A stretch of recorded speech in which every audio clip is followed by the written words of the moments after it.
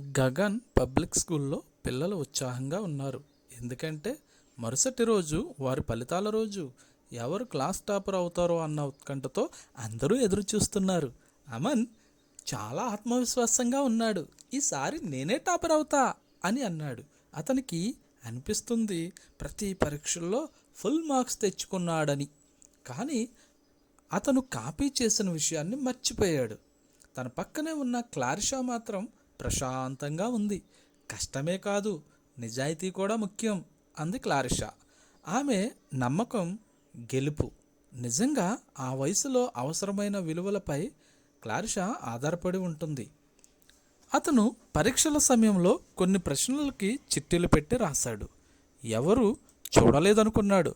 కానీ నిజం ఎప్పుడు బయటపడుతుంది కదా. మరుసటి రోజు ఫలితాల ప్రకటన మొదలైంది. ప్రిన్సిపల్ గారు గంభీరంగా చెప్పారు, ఈ సంవత్సరం క్లాస్ టాపర్ క్లారిషా. ఆమె నిజాయితీతో కష్టపడి ఈ విజయాన్ని సాధించింది అని అన్నారు. అమన్ ఆశ్చర్యపోయాడు. అంతా క్లారిషాకు చప్పట్లు కొడుతున్నారు. అతను ఒక్క మాట కూడా మాట్లాడలేకపోయాడు. తన లోపలే ఒక గొంతు అమన్కు వినిపించింది. నేను మోసం చేశా, అయినా ఓడిపోయా. నిజాయితీ గొప్పది. తర్వాత క్లారిషా అమన్ దగ్గరకు వచ్చి మృదువుగా చెప్పింది, టాపర్ అవ్వడం కంటే మనం మన మీద గర్వపడగలగడం ముఖ్యం. ఈ మాటలు అమన్ మనసును తాకాయి. అతను నిశ్చయించుకున్నాడు, ఇకపై కాపీ కాదు, కష్టమే నా మార్గం.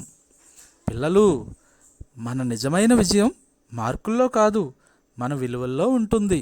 నిజాయితీ, కృషి, ఆత్మవిశ్వాసం ఉన్నప్పుడు మీరు ఏ పరీక్షనైనా జయించగలరు.